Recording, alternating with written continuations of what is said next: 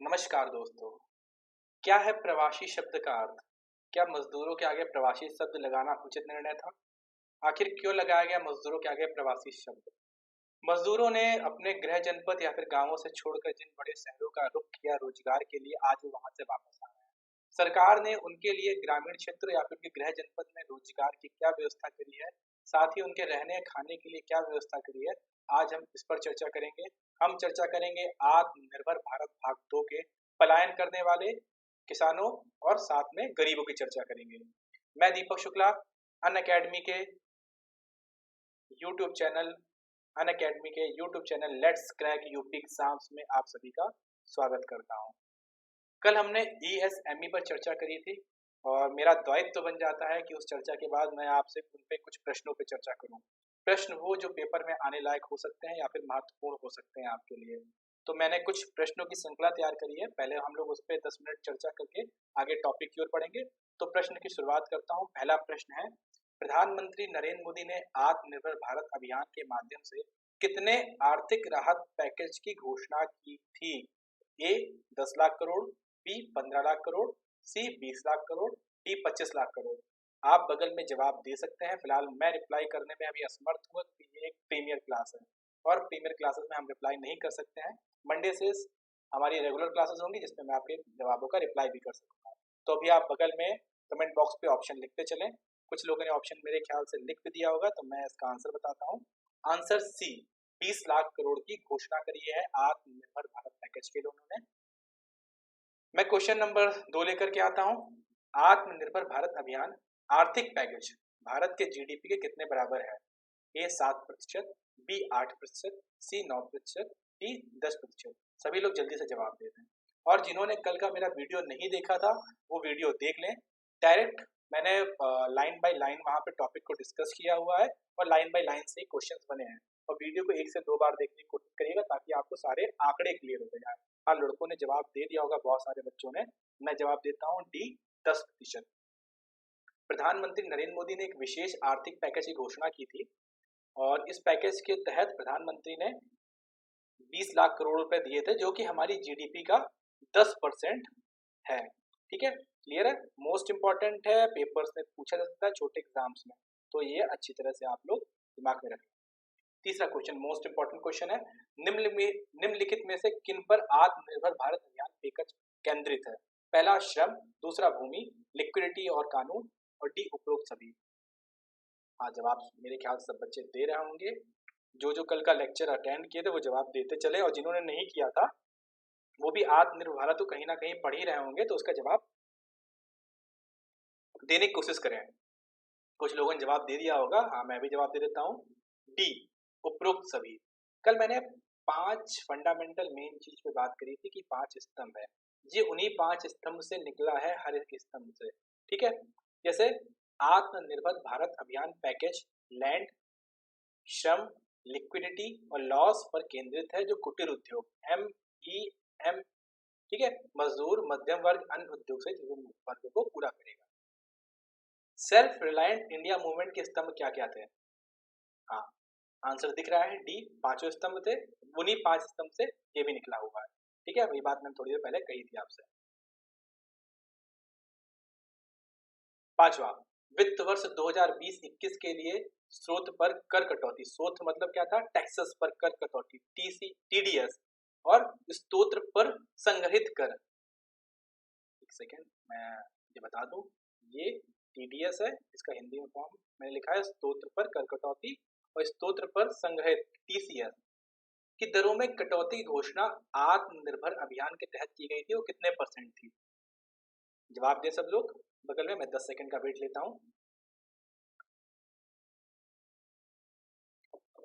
मेरे ख्याल से बच्चों ने जवाब दिया होगा, कुछ लोगों ने, जिन्होंने नहीं दिया वो देख लें। हाँ, डी है, ये 25% है। मैंने जब टीडीएस और टीसीएस की बात करी तब आपको ये बताया भी था। इसमें कहा है कि गैर वेतन भोगी भुगतानों के टीडीएस दर और स्रोत दर यानी टीडीएस और टीसीएस पर एकत्र किए गए वित्त वर्ष 2020-21 के शेष अवधि के लिए आवश्यक दरों के 25% से कम किया जाएगा। अच्छा, इंपॉर्टेंट क्या था? छठा, ईपीसी और रियायत समझौते से जुड़े दायित्व सहित अनुबंधित दायित्व को पूरा करने के लिए कितने महीनों का समय विस्तार देकर ठेकेदारों को राहत दी गई है। ये वही क्वेश्चन है जो मैंने रेरा पे डिस्कस किया था, मैंने बताया था, याद आ रहा हो जो कल के लेक्चर पे थे, रेरा कि रेरा में सरकार ने रेरा का जो देख रहे थे उनको 6 महीने का एक्सटेंशन दिया था। हाँ, मैंने जवाब दे दिया, 6 महीने का एक्सटेंशन है, ऑप्शन सी सही है।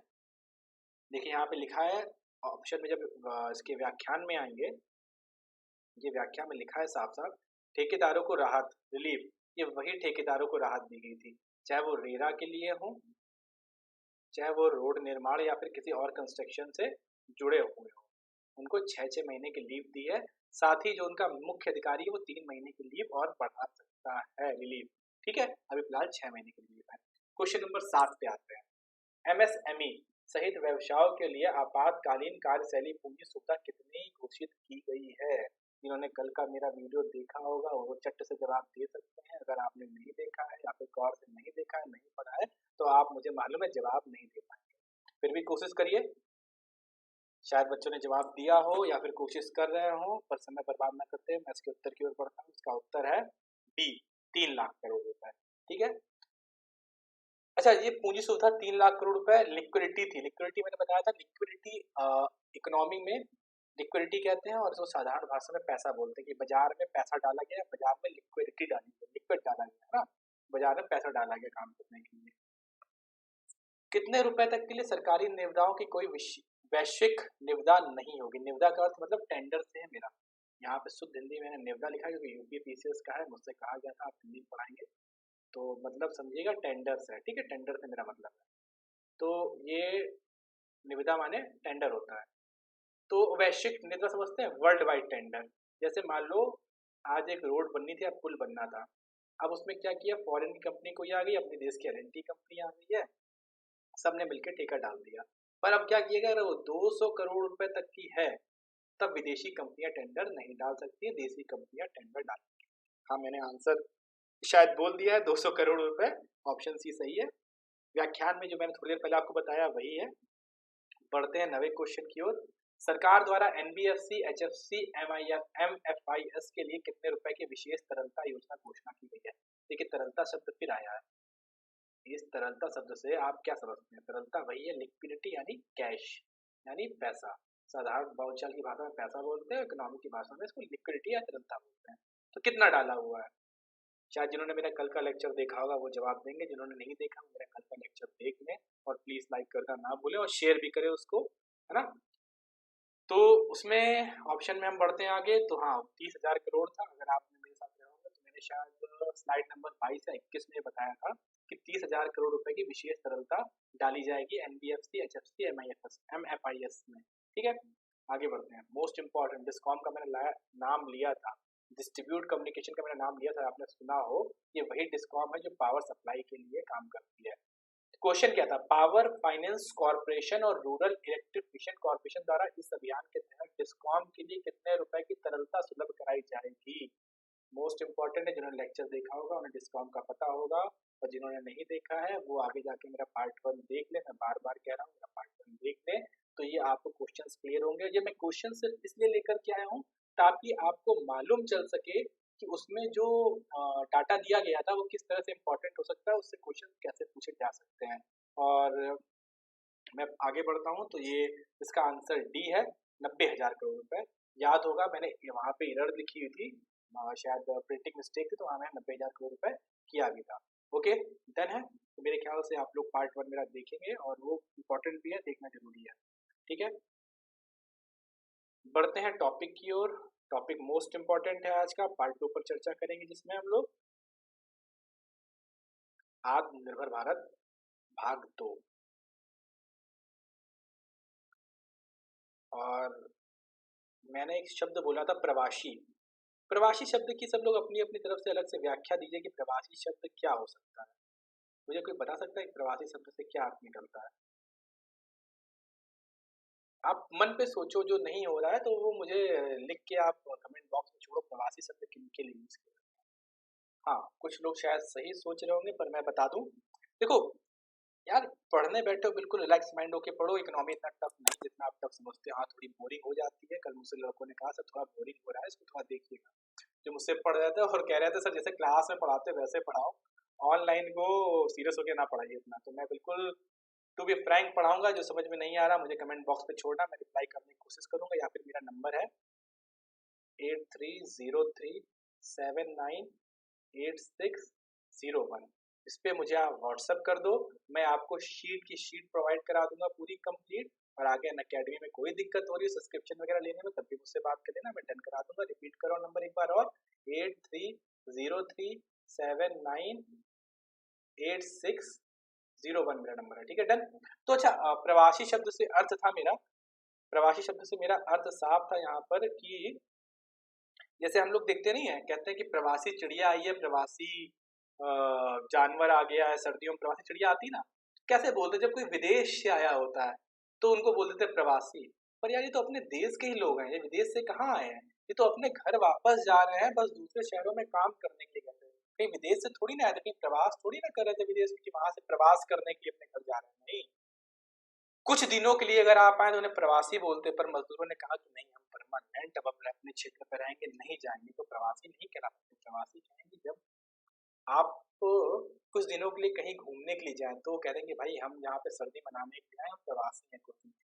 तो प्रवासी शब्द बिल्कुल खंडन करता हूँ मैं इस चीज, प्रवासी शब्द का। मैं ही नहीं, कल बिहार के मुख्यमंत्री माननीय श्री नीतीश कुमार जी ने भी कहा कि प्रवासी शब्द मजदूरों के आगे क्यों लगाया गया। सरकार कहती है एक विधान, एक संविधान, एक देश।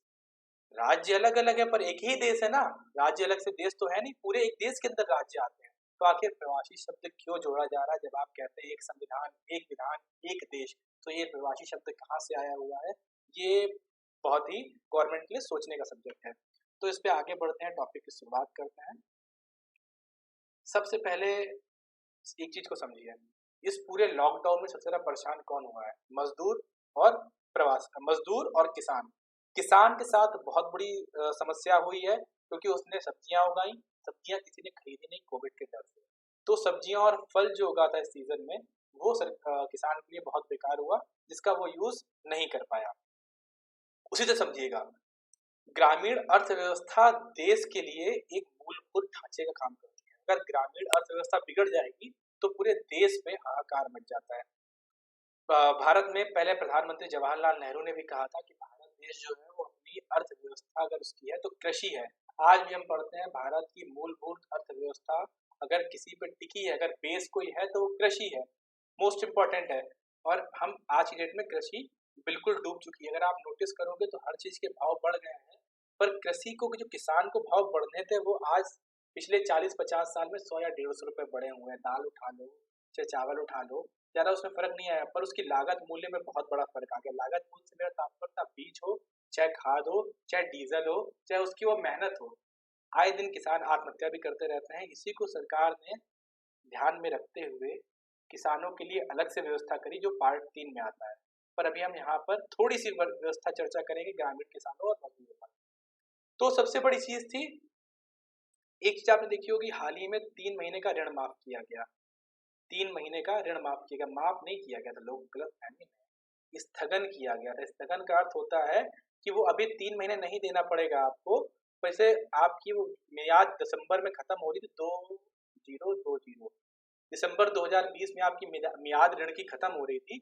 अब वो जनवरी, फरवरी और मार्च 3 महीने बढ़ा दी गई। मतलब आप जो इधर नहीं दोगे 3 महीने का ऋण, वो आगे 3 महीने ऐड कर दिया जाएगा। तो माफ नहीं हुआ, पहली चीज आप क्लियर कर दीजिएगा। 3 महीने का ऋण स्थगन हुआ है, ठीक है। अब इसमें लाभ कितने किसानों को होगा, बोलो 3 करोड़ किसानों को लाभ होगा। 4.22 लाख करोड़ रुपए का कृषि ऋण था, ठीक है। एक और चीज, जैसे किसानों के लिए स्कीम निकला करती है कि अपना ऋण चुकता कर दीजिए जिनका ऋण बाकी है, उसके लिए बैंक उनको कई सारी स्कीम्स देता है, कहता है आओ और हम आपको ये स्कीम दे रहे हैं, आपका ब्याज में इतने प्रतिशत माफ कर देंगे, आपसे इतना जमा कर दो। तो वो स्कीम पहले 1 मार्च तक की थी, जो बाद में 31 मई 2020 तक के लिए बढ़ा दी गई है।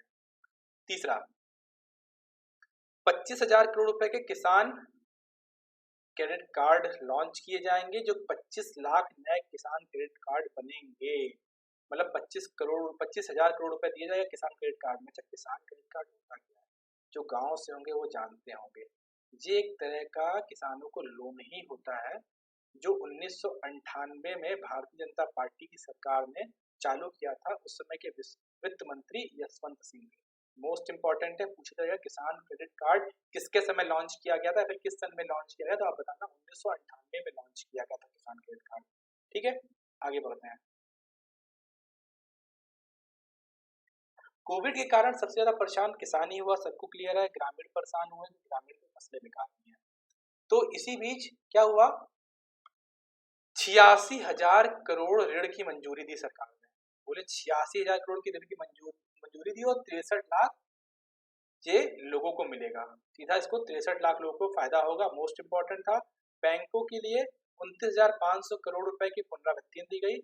बुनियादी ढांचा के लिए 4200 करोड़ रुपए अलग से दिए जाएंगे, ग्रामीण के बुनियादी ढांचे को मजबूत करने के लिए, ग्रामीण व्यवस्थाओं को मजबूत करने के लिए। अगर देखा जाए तो 2020 में कृषि उपज की खरीद के मंजूर की फैसले राज्य सीमा संस्थाओं के लिए 6700 करोड़ रुपए की अलग से राशि प्रदान कर रही है। मतलब सरकार भी जानती है कि किसान जो है, कृषि जो है वो बेस है भारत का, अगर उससे छेड़छाड़ की गई तो भारत की अर्थव्यवस्था, बची हुई अर्थव्यवस्था भी डूब सकती है। आगे चर्चा करते हैं।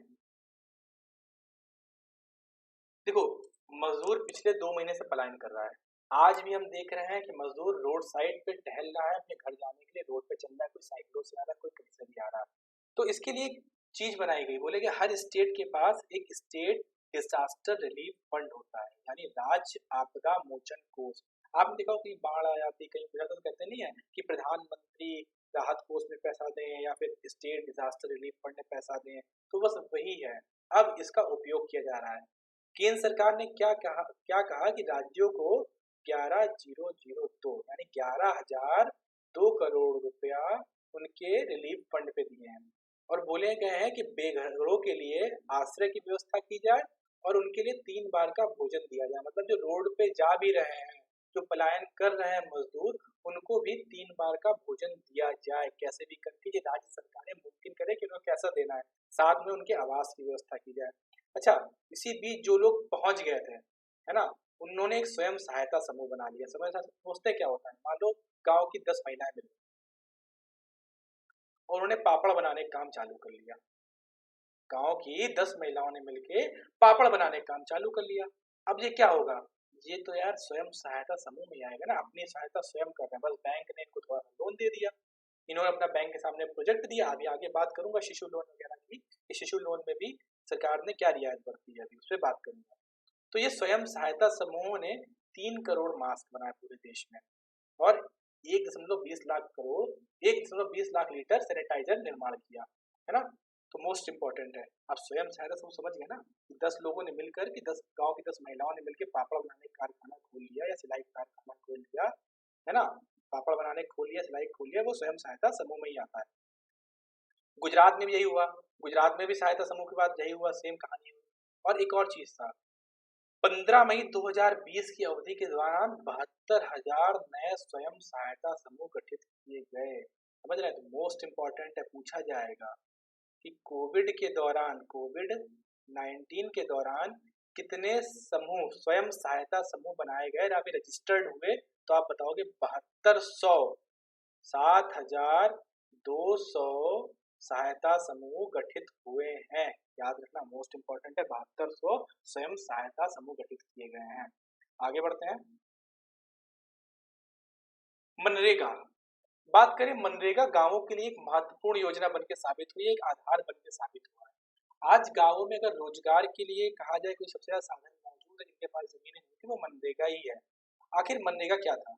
MNREGA Mahatma Gandhi national rural employment guarantee act था, सॉरी गारंटी कानून था, इसको सन 2 एक्ट कानून, भाई मैंने हिंदी में बोलना, इंग्लिश में बोलना, समझना उसको, है ना। इसको 2005 में पास किया गया था। अब मनरेगा कैसे इंपॉर्टेंट हो रहा है, एक रिपोर्ट आई, उसमें कहा गया कि पिछले वर्ष के मुकाबले इस वर्ष 40 से 50% अधिक लोगों ने मनरेगा में नाम दर्ज कराए हैं। यानी क्या निकल रहा है, 40 से 50% अधिक लोग गांवों की ओर पहुंचे हैं, तभी तो उन्होंने मनरेगा पे नाम कराया है। कल मैंने बताया था, मनरेगा की औसत मजदूरी पिछले वित्त वर्ष में 182 रुपए थी, जबकि 202 रुपए कर दी गई है। मोस्ट इंपॉर्टेंट है, याद रखना। अच्छा, अब देखो, मैंने कहा 40 से 50% लोग फिर गांव पहुंच गए, यानी वो प्रवासी थे। अब इन प्रवासियों को महात्मा गांधी नेशनल रोजगार गारंटी में मिलना था काम। ये कितने एंट्री हुए ना, 50%। इनकी सैलरी कितनी बढ़ा दी गई, पर डे पहले 182 मिलता था, अब 202 मिलेगा। बहुत इंपॉर्टेंट है, याद रखना है 182 और 202। मैंने शायद बताया भी था, अभी लोअर पीसीएस का पेपर उत्तर प्रदेश में हुआ था, तो उसमें मनरेगा का पैसा पूछ लिया था कि मनरेगा में कितनी सैलरी मिलती है पर दिन, तो आगे बता ही नहीं पाए कितनी मिलती है, 182 मिलती है, अब जो 202 रुपये हो गई है। अच्छा, इसमें हुआ क्या, सरकार ने कहा हम इसमें 14.62 करोड़ रुपए प्रतिदिन एक्स्ट्रा देंगे। प्रतिदिन सरकार ने कहा हम एक्स्ट्रा खर्च कर सकते हैं। अब इसकी वास्तविक खर्च कितनी बन गई, 10,000 करोड़ रुपए। यानी मनरेगा जो है वो 10,000 करोड़ रुपए का प्रोजेक्ट है। स्टेट फॉरवर्ड बनना, मनरेगा कितने का प्रोजेक्ट है, 10,000 करोड़ रुपए का प्रोजेक्ट है। और केंद्र ने राज्यों और संघ शासित प्रदेशों को सलाह दी कि श्रमिकों को काम दिया जाए, श्रमिकों के काम की व्यवस्था की जाए। साथ ही उन्होंने क्या कहा कि यार उन्हें कौन कौन से काम दे सकते हैं। अब मानसून आने वाला है, पहली चीज समझना, मानसून में ना मनरेगा के तहत रोड बनेगी, ना तालाब की खुदाई होगी। तो यही दो मुख्य काम थे मनरेगा के तहत। बाकी छोटे छोटे काम तो चल ही रहते कि स्कूल में पेंट करना, ये करना, सफाई करनी, मनरेगा से चलना था।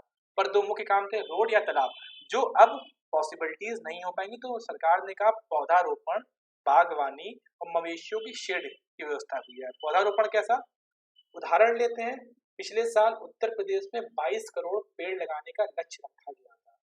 कहा गया था प्रति व्यक्ति प्रति पेड़, यानी एक व्यक्ति एक पेड़ लगाएगा। समझ गए। ऐसे ही पौधारोपण की व्यवस्था, बागवानी की व्यवस्था की गई। मवेशियों के सेट से मेरा मतलब था जो हाल ही में गांवों में गायों के रहने की जगह बनाई गई, गौशाला वगैरह सरकारी बनाई गई उत्तर प्रदेश में, वही मवेशियों की सेट की व्यवस्था की बात यहाँ पर की गई है। अभी आगे चल के मैं एक CAM-PA पे बात करूंगा, जो वनीकरण कोष होता है, जो हर राज्य के पास होता है ना, उस पर बात करूंगा, जो राज्यों में एक तरह से कहते हैं कि ग्रीनरी बढ़ाने के लिए किया जाता है। हाल ही में उत्तर प्रदेश में कहीं हम लोगों ने पर्यावरण दिवस देखा था, और पर्यावरण दिवस को लेकर के भी बहुत ये हुआ कि भाई इसकी थीम क्या है। तो बहुत लोगों को शायद थीम मालूम हो, सब लोग मुझे कमेंट बॉक्स में बता देना थीम क्या है ना। आगे बढ़ते हैं, जिनको नहीं पता वो सर्च कर ले, उनके लिए है। हाँ, जो बायोडाइवर्सिटी सोच रहे हैं वो थीम नहीं है, मैं पहले बता दे रहा हूँ, ठीक है। बायोडाइवर्सिटी लास्ट ईयर डिसाइड की गई थी, पर आज के द हिंदू पेपर ने साफ कर दिया है कि बायोडाइवर्सिटी थीम नहीं है। कोविड के आते ही थीम बदल चुकी थी, तो आप लोग ढूंढिएगा, ये आपके लिए एक होमवर्क है, मोस्ट इंपॉर्टेंट है, क्योंकि इस पे सस्पेंस क्रिएट हो गया है, तो ये एक इंपॉर्टेंट क्वेश्चन बन सकता है आप लोगों के लिए। चलिए श्रम कानून की बात करते हैं। श्रम कानून में क्या किया गया, कामदारों के लिए फायदे की व्यवस्था करी गई। अब श्रम कानून किसके लिए बना था, देखो मजदूर दो तरह का था, संगठित, असंगठित। संगठित मजदूरों से मेरा तात्पर्य क्या था, संगठित जिनको काम करना आता है, स्किल्ड लेबर होते हैं, वो कहते हैं संगठित मजदूर। और जो स्किल्ड लेबर नहीं होते, अनस्किल्ड लेबर होते हैं, वो होते हैं असंगठित कामगार, यानी असंगठित मजदूर। सरकार ने इस बार असंगठित मजदूरों पे ज्यादा देखा है। संगठित मजदूर समझ रहे हो, जैसे आपके घर में लेबर है, वो संगठित मजदूर काम करने आता है ना, लेबर घर बनना लेबर होता है। या फिर समझ लो जो बोरा ढो रहा है, वो क्या है, असंगठित मजदूर है, यानी अनस्किल्ड लेबर, उसके पास कोई स्किल नहीं है। स्किल होता तो वो भी कुछ काम कर रहा होता, स्किल नहीं है, इसलिए वो मेहनत कर रहा है। तो सरकार ने निश्चित किया कि वर्तमान में इन सब के लिए न्यूनतम वेतन लागू किया जाए। मतलब एक न्यूनतम वेतन बना दिया जाए, ये नहीं कि तुम लेके आ 150 रुपए में, नहीं, एक न्यूनतम वेतन व्यवस्था लागू की जाए इनके लिए।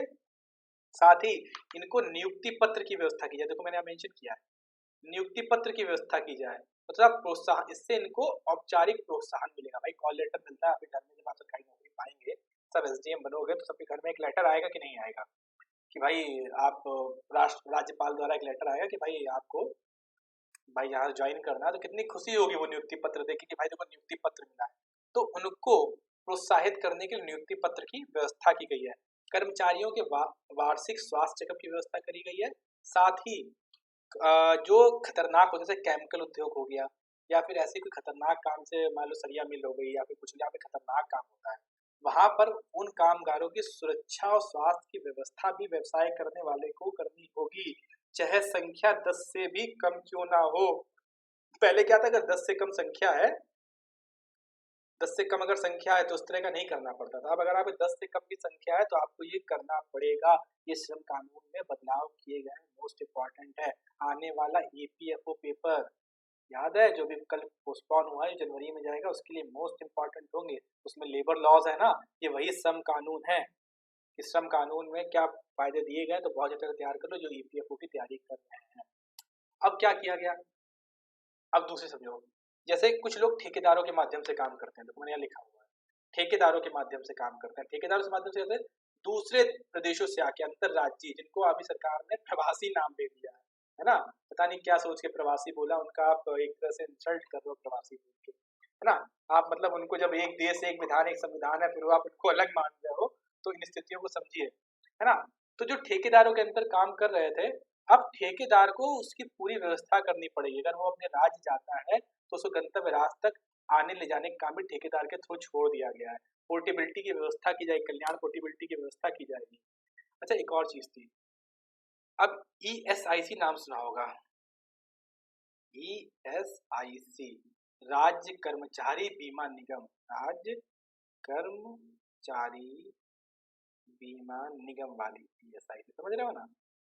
तो अब ईएसआईसी के थ्रू इन सबको जोड़ना जरूरी है। अब ईएसआईसी में बताना पड़ेगा, अनिवार्य कर दिया गया है 10 से कम कर्मचारी वाले प्रतिष्ठानों को भी ईएसआई कवरेज का विस्तार करना पड़ेगा। ईएसआई में बताना पड़ेगा, उनका फंड कटेगा, बीमा कटेगा ईएसआईसी में, मतलब आपको ईएसआईसी कंपलसरी कर दिया गया है, सभी के लिए महत्वपूर्ण बना दिया गया है ना। चाहे 10 कर्मचारी होंगे तब भी आपको ईएसआई देना पड़ेगा, स्किल्ड लेबर हो चाहे अनस्किल्ड लेबर हो, बिल्कुल क्लियर समझना।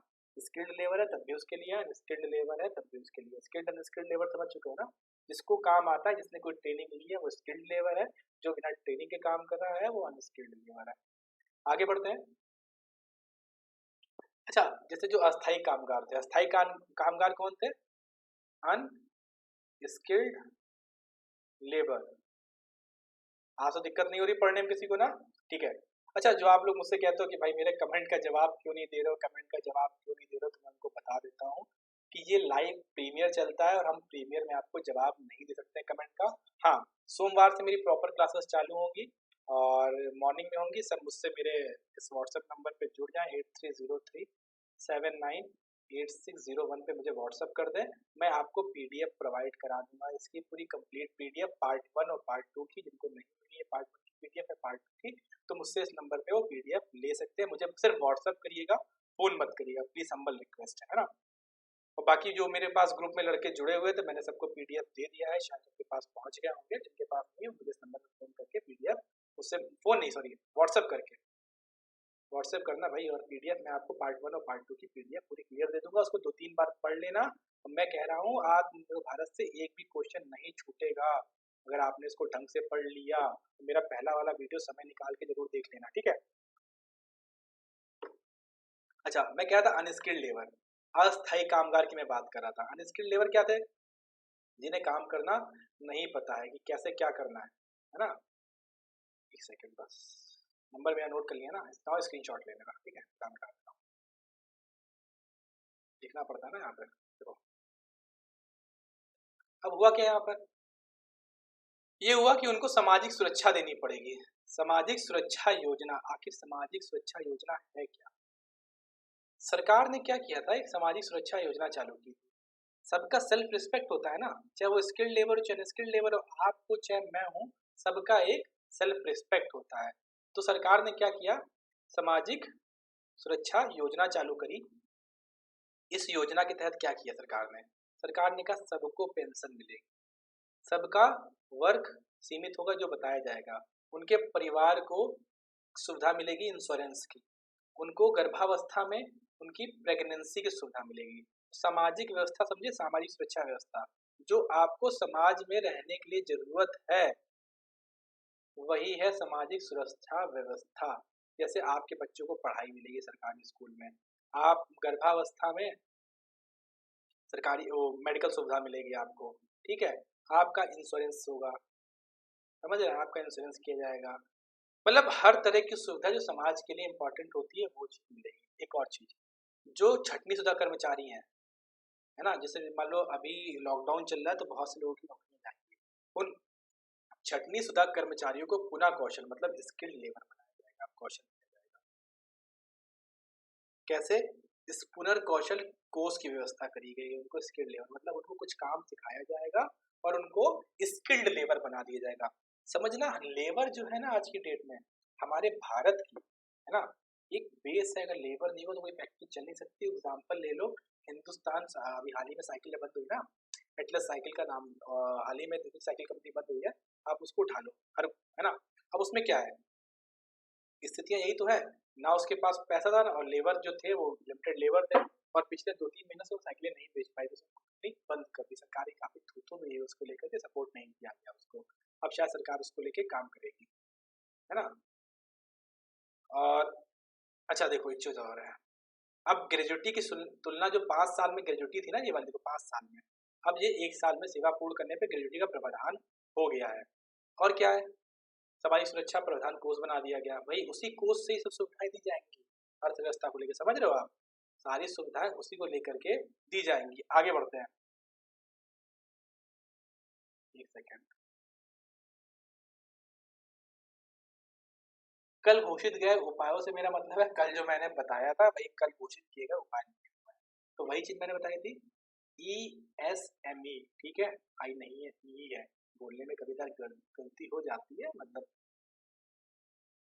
मनुष्य जो है वो गलतियों का पुतला होता है, उसको रॉकेट साइंस ना बनाओ। हाँ ठीक है, डन है, रॉकेट साइंस की तरह उसमें नहीं लिया जाता है।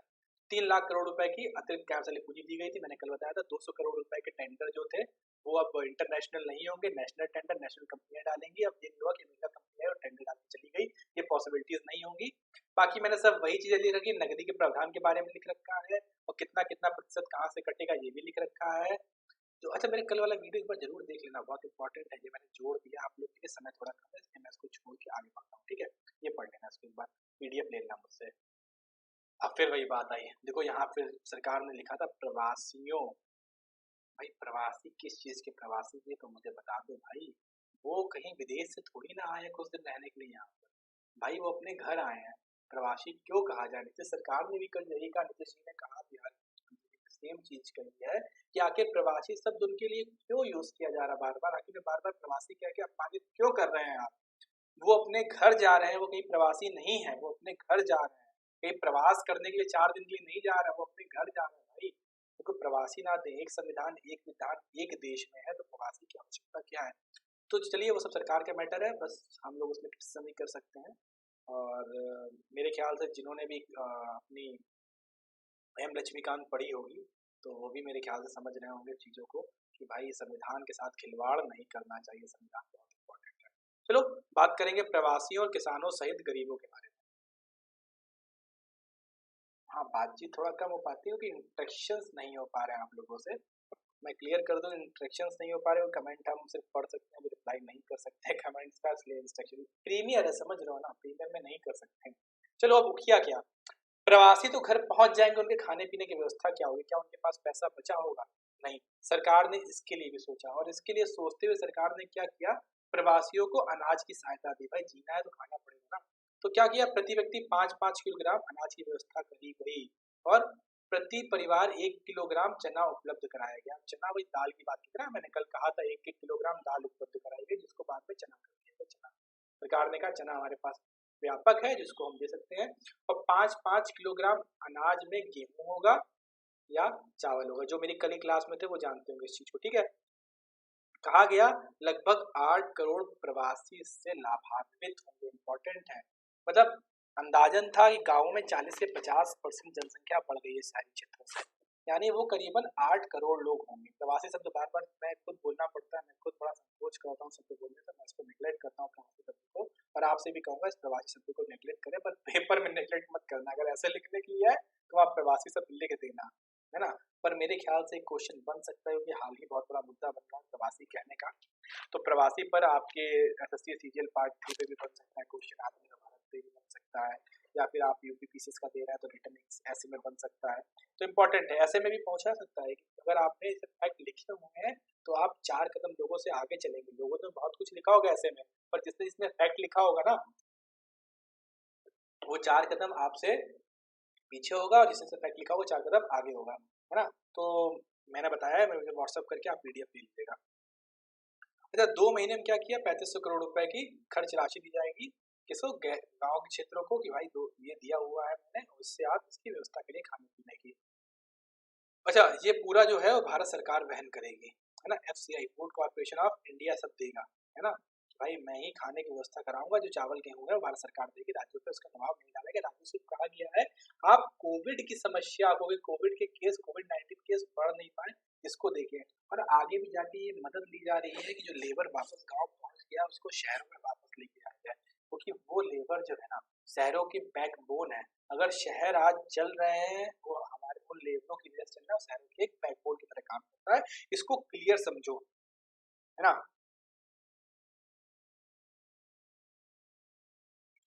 देखो एक चीज और है, अब देखो one nation one ration card आया, ये क्या था, सरकार एक स्कीम लेकर के आई, उसने क्या कहा कि एक देश में, मैंने बताया एक देश में एक राशन कार्ड, एक देश में एक राशन कार्ड। जैसे एक देश में एक आइडेंटिटी कार्ड से आधार है, आपका पैन कार्ड है पूरे देश में, कि आपका ड्राइविंग लाइसेंस से कहीं चले जाओ दिखा दो कि हाँ मेरे पास ड्राइविंग लाइसेंस चलान नहीं करता है ना, ड्राइविंग लाइसेंस पूछते हैं वो लोग। तो वैसे ही कहा गया जैसे एक देश में एक ही पैन कार्ड था, एक ही राशन कार्ड, एक ही ड्राइविंग लाइसेंस है आपके पास, एक ही आधार कार्ड है, तो क्यों ना एक देश में एक राशन कार्ड की व्यवस्था कर दी जाए कि वो कहीं पर भी जाए उसको अनाज मिल जाए। इससे क्या होगा, देश के करीबन करीबन करीबन नहीं कह रहा हूँ, अमूमन लगभग 92 करोड़ लोगों को, जिनके 92 करोड़ लोगों के पास राशन कार्ड है, अब शायद 85 करोड़ हो गया है, 85 करोड़ लोगों को डायरेक्ट फायदा मिलेगा और वो कहीं पर भी अपना राशन कार्ड होल्ड करा के राशन ले सकते हैं। हालिया 4 दिन पहले 3 राज्य जोड़े गए हैं one one nation one ration card में, जो अब उड़ीसा, सिक्किम और मिजोरम। पेन का पॉइंटर कहाँ है, ये रहा, बहुत दिक्कत है, ये मेरा कुछ इशू कर रहा है ना। उड़ीसा, सिक्किम और मिजोरम, 3 राज्यों को हाल ही में जोड़ा गया है one nation one ration card से, जो अब कुल संख्या 20 हो गई है। पर सरकार का लक्ष्य है 23 राज्यों का, और जिसमें 67 करोड़ लाभार्थी जुड़ जाए, मतलब 23 राज्य में 67 करोड़ लाभार्थी हैं 23 राज्यों में। अब मैं 82 करोड़ कह रहा हूँ कंप्लीट पूरे भारत में, पूरे भारत में मैंने 82 करोड़ बनाया और 23 करोड़ में 67 करोड़ लाभार्थियों को लाभ पहुंचे। देखो यहाँ पे 83% लिखा हुआ है ना, पीडीएस आबादी का 83% को लाभ पहुंचेगा, यानी 83% उसका 67 करोड़। एक और चीज है, मार्च 2021 तक 100% नेशनल पोर्टेबिलिटी हासिल हो जाएगी, मतलब भारत के सभी राज्यों में पोर्टेबिलिटी लागू हो जाएगी, ये समझना। ये मोस्ट इंपॉर्टेंट, मैं मिटा दूं फिर इसको एक बार हाईलाइट कर दूं थोड़ा सा, है ना। देखो सॉरी, ये लाइन देखना, ये वाली, मार्च 2021 तक 100% नेशनल पोर्टेबिलिटी हासिल कर ली जाएगी। मतलब सरकार का लक्ष्य है कि मार्च 2021 तक 100% नेशनल पोर्टेबिलिटी हो जाए। मोस्ट इंपॉर्टेंट क्वेश्चन है, पेपर में बन सकता है, पूछा जाएगा कि सरकार किस महीने तक, क्या आपकी सरकार का लक्ष्य क्या है कि one nation one ration card पूरे भारतवर्ष में लागू हो जाए। तो आप बताओगे मार्च 2021 तक सरकार का लक्ष्य है। मुझे पता है ये आगे बढ़ सकता है, पर पेपरों के लिए बहुत महत्वपूर्ण हो जाएगा। ठीक है, आगे बढ़ते हैं और आगे बढ़ के चर्चा करेंगे हम लोग। प्रवासी कामगार शहरी गरीबों के किफायती किराए के बारे में सरकार ने क्या कहा, भाई इनके रहने की व्यवस्था तो कराइए कहीं, जो आएंगे जैसे मान लो वापस झुग्गी झोपड़ी खत्म कराने की व्यवस्था सरकार कर रही है, कह रही झुग्गी झोपड़ी खत्म कराएंगे। अब इनको क्या करेंगे, इनके लिए आवासीय व्यवस्था करते हैं, आवासीय व्यवस्था पीएम आवास जो योजना थी उसी की तरह फ्लैट बना के इनके लिए दी जाएंगे, इनसे एक छोटा सा रेंट लिया जाएगा, है ना। और एक काम, इस छोटा सा रेंट लेंगे, इससे ये मकान भी इनका हो जाएगा कुछ दिन बाद। तो रेंट क्या होगा, एक तरह से इनके लिए वो होगा, मतलब एक तरह से किस्त होगी इनकी, है ना। तो किराए के मकान पर से मुक्ति मिल जाएगी उनको, ये इनका इम्पोर्टेंट था, PMY, है ना। और उसके बाद सरकार किफायती में इनको आवास बढ़ाएगी, विनिर्माण इकाइयां, उद्योग संस्थाएं और उनके संघों के लिए जमीन पर किफायती किराए पर आवासीय परिसर विकसित करने, सिंचाई करने को प्रोत्साहित किया जाएगा। मतलब जैसे मान लो मेरी फैक्ट्री थी छोटी, अब सरकार मुझसे कहेगी कि भाई साहब एक काम करिए, आपकी फैक्ट्री है, यहाँ पे 2000 लेबर काम कर रहा है, इनके लिए यहाँ पे रहने की व्यवस्था कराइए ताकि वो बाहर मकान मालिक के चंगुल से छूटे। आज ही मेरे एक मित्र से बात हुई थी, दिल्ली में है, कह रहा है यार मकान मालिक बड़ा परेशान कर रहा है, किराया मांग रहा है, हम लोग तो रहे फाइनेंशियली स्थिति नहीं अच्छी है, तो मैंने सोच पैसे ट्रांसफर किए हैं, तो सेकेंडरी थिंग हो गई। पर सरकार इस चीज़ों को समझ रही है, तो सरकार ने इसके लिए भी व्यवस्था करी है। आगे बढ़ते हैं। मोस्ट इंपॉर्टेंट बात करने जा रहा हूँ, मुद्रा शिशु ऋण। अच्छा देखो, सबको पता होगा प्रधानमंत्री मुद्रा योजना, प्रधानमंत्री मुद्रा योजना के बारे में मेरे ख्याल सबको पता होगा ना, प्रधानमंत्री मुद्रा योजना। अब इस योजना में था क्या? इस योजना को तीन अलग अलग वो दिए गए, सिस्टम दिए गए, एक दो तीसरा यहाँ कहीं और लिख दूंगा मैं भी। पहला क्या था, पहले जिसकी हम बात करेंगे उसको यहाँ लिखते हैं, शिशु ऋण। अब शिशु ऋण में क्या था, शिशु ऋण में 50,000 रुपए तक के ऋण दिए गए, और प्रधानमंत्री मुद्रा योजना के अंतर्गत सबसे ज्यादा शिशु ऋण ही बांटे गए। अगर पूछा जाए प्रधानमंत्री मुद्रा योजना के अंतर्गत सबसे ज्यादा कौन से ऋण बांटे गए, तो आप बताओगे शिशु ऋण बांटे गए। दूसरा, किशोर लोन, किशोर लोन या ऋण, है ना, किशोर ऋण। इसमें क्या कहा गया, इसमें 50,000 से लेकर के 5 लाख तक का लोन दिया जाता है। उसके बाद आता है तरुण लोन, तरुण ऋण। तरुण ऋण में क्या था, तरुण ऋण में 5 लाख रुपए से लेकर के 10 लाख रुपए तक की व्यवस्था की गई थी। तो प्रधानमंत्री मुद्रा योजना के अंदर कितने लोन दिए गए, 3 लोन दिए गए। पहला शिशु ऋण जो 50,000 रुपए तक के लिए होता था, दूसरा किशोर ऋण जो 50,000 से 5 लाख रुपए तक के लिए था, तीसरा तरुण ऋण जो 5 लाख से लेकर 10 लाख 5 लाख से लेकर 10 लाख रुपए तक का था, है ना। प्रधानमंत्री ने क्या किया, सबसे ज्यादा कौन से बांटे गए थे, मुद्रा लोन में मुद्रा शिशु ऋण बांटे गए थे, है ना। अब सरकार ने कहा 1500 करोड़ रुपए ब्याज का भुगतान करना है, मतलब क्या उस तरह पैसा यही माना गया। तो उन्होंने क्या किया, इनके अकाउंट एनपीए हो गए। कल मैंने बताया था एनपीए कहा था, नहीं देखा तो कल का वीडियो देख के समझ लेना कि एनपीए क्या होता है। सबसे ज्यादा जो एनपीए हुए वो शिशु ऋण वालों के होंगे, मतलब उन्होंने लोन वापस नहीं किया। अब सरकार उनके लिए किसी ने ऐसा शिशु ऋण लिया किसने था, शिशु ऋण लिया था छोटे व्यवसाय चालू करने वाले, किसी ने कहा कि मुझे पान की गुमटी चालू करनी है, मुझे सब्जी का ठेला चालू करना है, या फिर किसी ने कहा कि मैं और कोई छोटा काम करने जा रहा हूँ, मान लो मैं बढ़ई का काम करने जा रहा हूँ, मुझे उस दुकान के सेटअप डालना है ना। ऐसे जो काम छोटे मोटे कर रहे थे उनको शिशु ऋण दिया गया, या फिर जो अपना स्टार्टअप चालू करने वाले थे उनको शिशु ऋण दिया गया, और इसके तहत बहुत पैसा बांटा गया, और सारा पैसा कहा गया 99% पैसा फंस गया जो वापस नहीं आया। सरकार ने वो पैसा लाने के लिए एक स्कीम लगाई। अब सरकार ने क्या कहा, सरकार ने कहा था कि 12 महीने की अवधि के लिए 2% ब्याज भुगतान करेगी, मतलब आपका जितना भी तक ब्याज बना है आप उसमें 2% ब्याज छोड़ देगी सरकार। अगर वो सबका छोड़ेगी तो 1500 करोड़ रुपए का उसको जरूर ब्याज का लॉस होगा, पर उसका पैसा वापस आ जाएगा। और सरकार इसी में लगी हुई है कि 1500 करोड़ रुपए की राहत देकर, तो क्या लिखा है, इससे मुद्रा शिशु ऋण लेने वालों को 1500 करोड़ रुपए की राहत मिलेगी। यानी वो 2% छोड़ने से सरकार को 1500 करोड़ का लाभ जरूर होगा, पर 1500 करोड़ रुपए का उनको प्रॉफिट होगा, और सरकार की पूंजी सरकार को वापस आ जाएगी, और प्रॉफिट किसको होगा, मुद्रा लोन लेने वाले को 2% की छूट मिलेगी। तो ये ऋण समझ गए ना, 3 तरह के थे जो प्रधानमंत्री मुद्रा योजना। मोस्ट इंपॉर्टेंट है पहला शिशु, किशोर, तरुण, 3। शिशु ऋण 50,000 में, किशोर ऋण 50,000 से 5 लाख में, तरुण ऋण 5 लाख से 10 लाख रुपए तक में।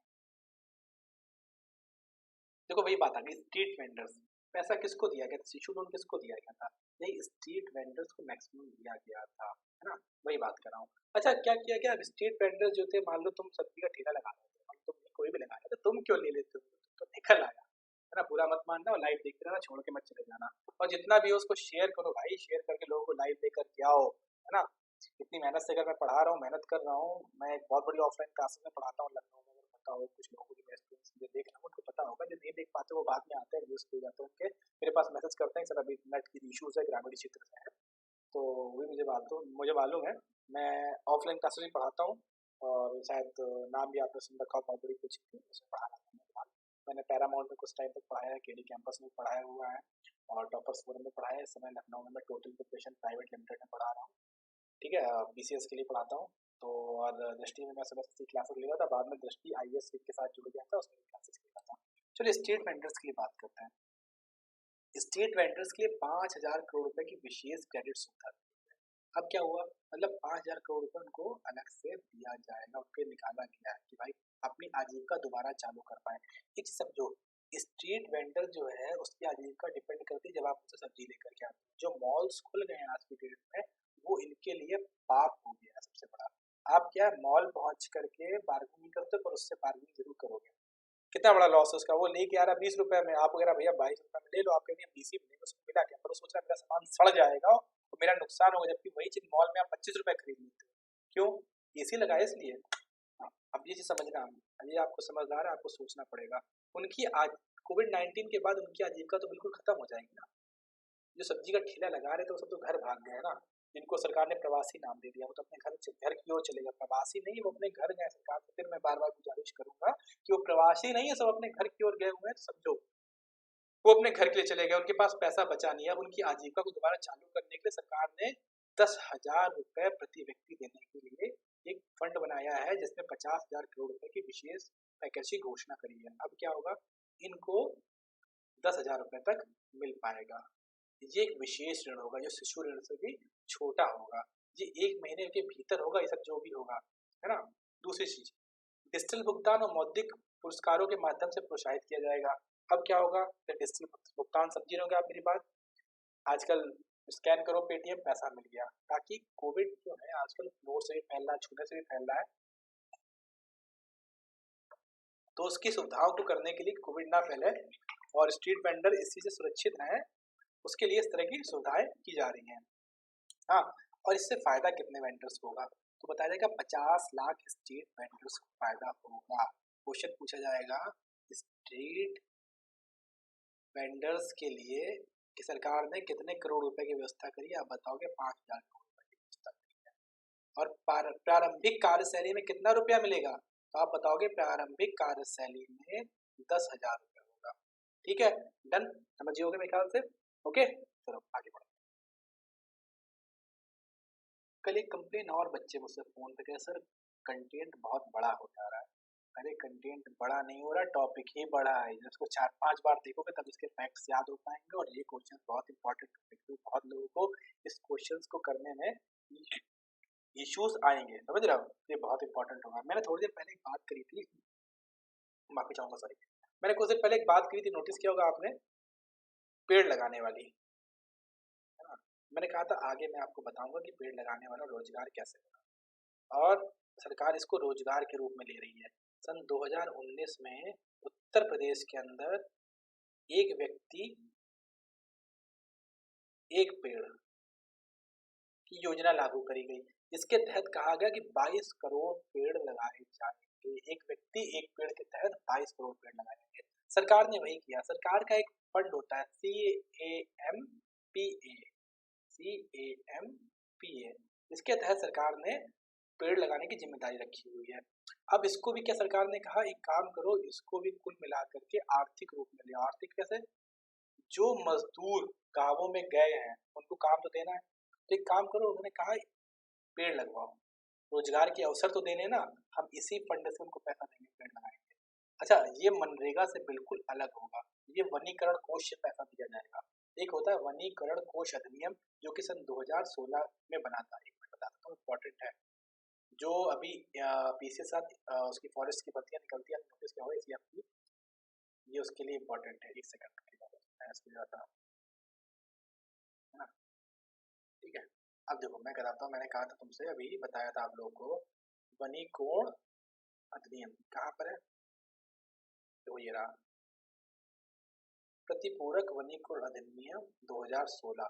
ये कब बना था, ये 2016 में बना था। मोस्ट इंपॉर्टेंट है, याद रखना, पूछा जाएगा। क्षतिपूर्ति वनीकरण प्रबंधन और योजना प्राधिकरण की स्थापना कब हुई थी, और इसके अधिनियम कब पारित हुआ, बताओगे 2016 के तहत की गई थी, 16 में पारित हुआ था। ठीक है, तो इसको भी एक रोजगार की तरह सरकार ने देखा, इसमें भी एक रोजगार सृजन की व्यवस्था करी सरकार ने। ठीक है, तो यहाँ लिखा भी है, शहरी, अर्ध शहरी और ग्रामीण क्षेत्रों में रोजगार के अवसर प्रदान होंगे, इससे 2-3 फायदे होंगे। हमारा एटमॉस्फेयर क्लियर होगा, साफ होगा, पेड़ लगेंगे, साथ ही एक व्यवस्था बन के आएगी। ठीक है, डन है, आगे बढ़ता है।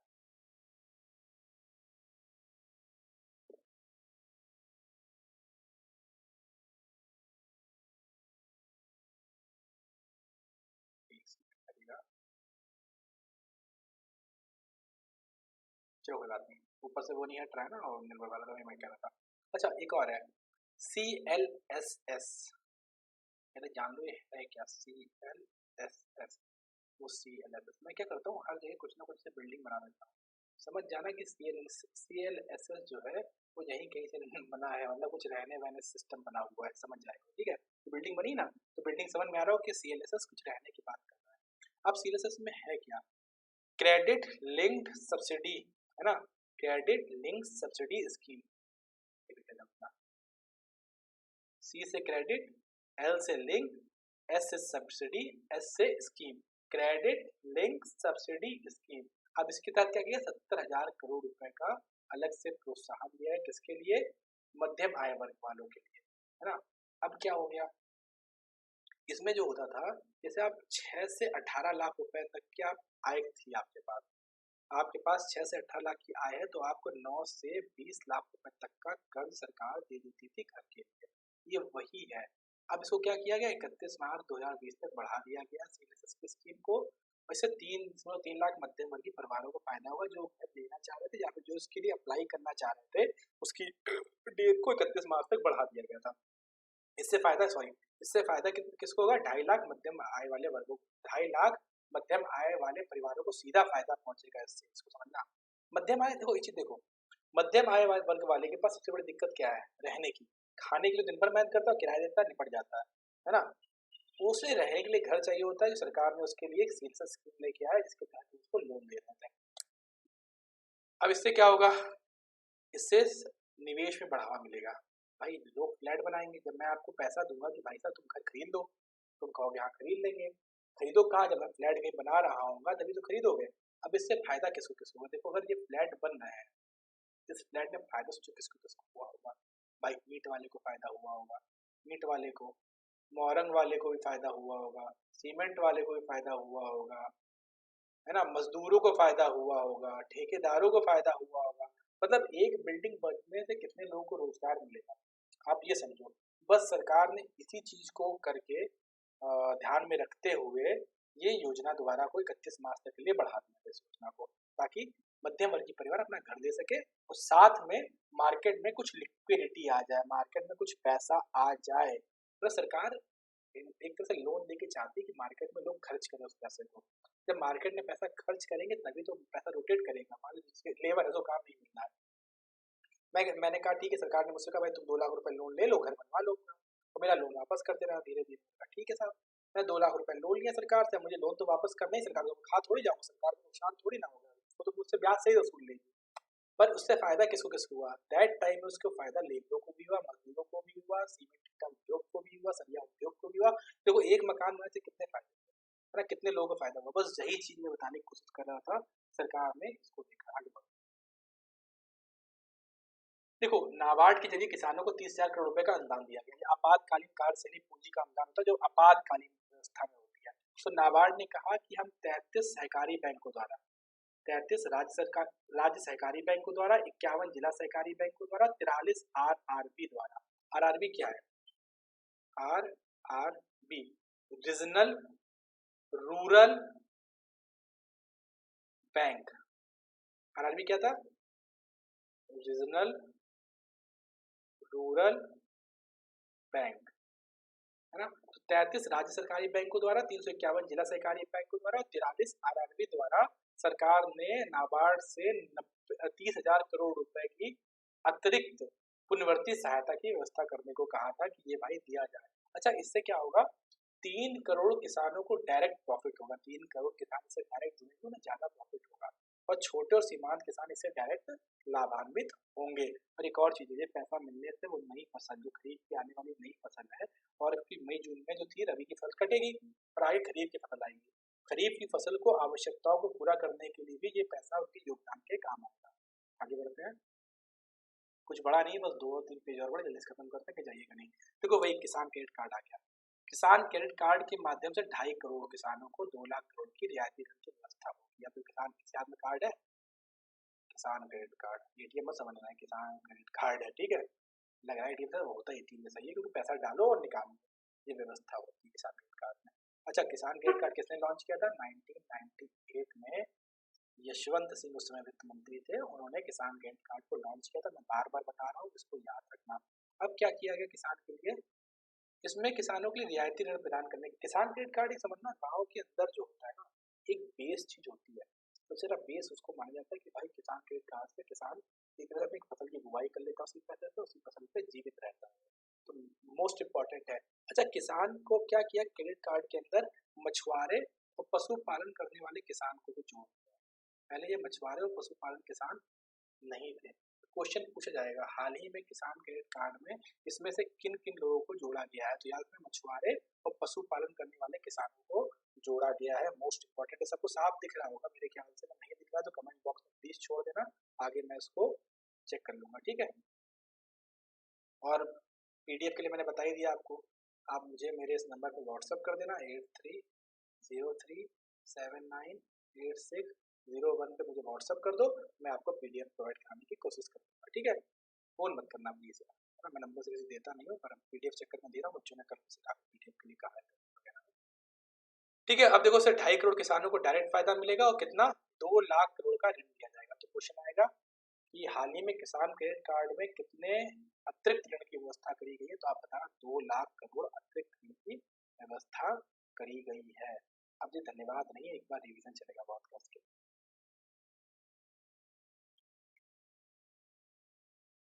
तो हमने यहाँ पे चर्चा किसी करी, बहुत तेजी में देख लो, एक बार रिवीजन हो जाएगा।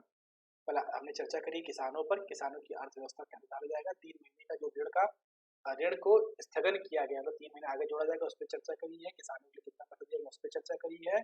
पलायन पर चर्चा करी है, खासकर प्रवासियों पर चर्चा की है। स्वयं सहायता समूहों पर चर्चा की है, स्वयं सहायता समूह है या, और कितने स्वयं सहायता समूह रजिस्टर्ड हुए हैं, देखो 7200 स्वयं सहायता समूह रजिस्टर्ड हुए, मोस्ट इंपॉर्टेंट है, ठीक है।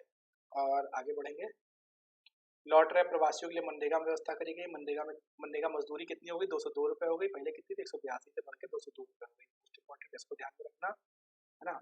श्रम कानून बिल को याद रखना कि आगे ईपीएफओ का जो पेपर होगा उसमें मोस्ट इंपॉर्टेंट है, नियुक्ति पत्र भी दिए जाएंगे अब जिनको, है ना, मोस्ट इंपॉर्टेंट है, याद रखना इस चीजें। और जैसे मान लो पूछ लिया उसने एबीसीडी लिख दिया, उसके बीच में नियुक्ति पत्र लिख दिया, तो नियुक्ति पत्र कहाँ मिलते हैं किसान काम करने, किसान को जो लोअर लेवल पे काम करता है, तो ये भी जोड़ लेना। सामाजिक सुरक्षा समझिए, सामाजिक सुरक्षा क्या होती है, अगर असंगठित क्षेत्र में जो मजदूर होता है उसको अपनी इंश्योरेंस की सुविधा, शिक्षा की सुविधा और उसके उसके मतलब चिकित्सा सुविधा सब मिल रही है, सामाजिक सुरक्षा में आती है। और 36 सुविधा को कर्मचारियों को पूरा कौशल पे लिया जाएगा। और प्रवासियों के लिए भी, सॉरी, प्रवासियों की सुविधा लिखी हुई है कि प्रवासियों के लिए क्या क्या मिलेगा। मैंने शिशु ऋण बता दिया, शिशु ऋण मैंने 3 तरह के बताए, सॉरी मुद्रा योजना बताई, मुद्रा योजना में 3 तरह के ऋण बताए, शिशु ऋण, किशोर ऋण और तरुण ऋण, इसको देख लेना एक बार, बहुत इंपॉर्टेंट है, मोस्ट इंपॉर्टेंट है ये सब। शिशु ऋण तो जरूर याद रखना कि शिशु ऋण क्या होता है, किशोर ऋण क्या है, और तरुण ऋण क्या होता है। मेरे ख्याल से बहुत से लोगों ने पहले पढ़ा भी होगा, जिन्होंने नहीं पढ़ा याद रखें। स्टेट वेंडर एक तरह से बहुत छोटी सी जगह है, पर इसके लिए 5 लाख करोड़ रुपए दिए गए। ये जो मोटे मोटे से लिखा है ना, ये बड़ी बड़ी हेडलाइन पे सब, ये भैया कुछ याद रखो ना याद रखो, पर जरूर याद रखना ये जो लिखा हुआ है ना, ये जरूर याद रखना, कुछ याद करो चाहे ना करो, कितना किसमें फंड दिया गया है, बहुत जरूर याद रखना। और हाँ, रिवीजन में काफी शेयर किया करो वीडियो को, लाइक किए बिना कहाँ चले जाते हो, इतने सब लोग देख रहे होते लाइक करते ही नहीं होता, नहीं कहाँ चले जाते हो, है ना। तो मैं यहीं पे इसको खत्म करता हूँ, कल पार्ट 3 आएगा, पार्ट 3 कृषि आएगा। कृषि मोस्ट इम्पॉर्टेंट है, पेपर 3 जो होता है अपना, पेपर 3 का 50% भाग जो होता है वो कृषि पे बना होता है, पेपर 3 का 50% भाग कृषि पे बना होता है। तो मेरा कहना है अगर पेपर 3 की ढंग से तैयारी करनी हो, मेरे ख्याल से तीसरा पार्ट जो कृषि है उससे आत्मनिर्भर भारत कृषि से बहुत सारे क्वेश्चन आएंगे, फिर कृषि में कितना बदलाव तो किया गया है, तो उन सब चीज़ों को जोड़ा जाए कृषि में, तो बहुत ध्यान से याद रखना, कल तीसरा पार्ट आ जाएगा, कोशिश करूंगा आज रात में दे दूँ ताकि प्रीमियर करा देता हूँ, ठीक है। थोड़ा अन अकेडमी के बारे में बता दूंगा आप लोग को, जरूरी है, इंपॉर्टेंट है ना। तो अन अकेडमी के बारे में बता देता हूँ थोड़ा सा। तो हमारा यूट्यूब चैनल है लेट्स क्रैक यूपी एग्जाम, आपको पता ही है। सो इस चैनल को लाइक सब्सक्राइब करना मत भूलिएगा। और सबसे इम्पोर्टेंट चीज़ था, मैं सब्सक्रिप्शन के बारे में बता दूँ, हमारे कुछ छोटे छोटे स्मॉल स्मॉल प्लान्स हैं, उनको देख लेना आप, कुछ बड़े प्लान्स नहीं है, बहुत ही छोटे छोटे प्लान्स हैं।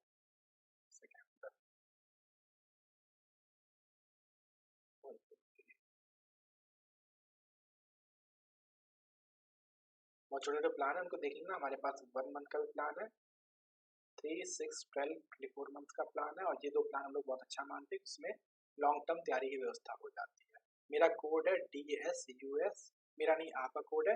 अच्छा, जहाँ पे देखो जैसे ही डालोगे ना, किसी का कितना कहाँ है मेरा पॉइंटर, हाँ, जैसे आप डालोगे DSUS, तुरंत 10% का डिस्काउंट मिलेगा सीधा सीधा। ये सबके कोर्सों में, चाहे SSC का ले लो, UPSC का ले लो, UPPSC का ले लो, कोई भी कोर्स लो, DSUS डालोगे 10% का डिस्काउंट मिल जाएगा।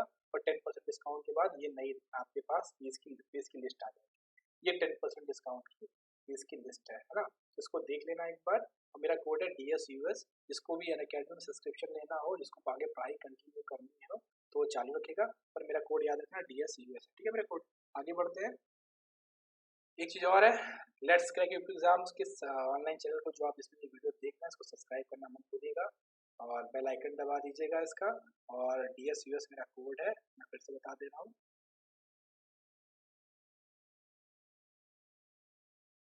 DSUS मेरा कोड है, इसको आ लेगा। Thank you very much, thank you for all, thank you very much. आज का सेशन यहीं पे ख़त्म करते हैं, थैंक यू।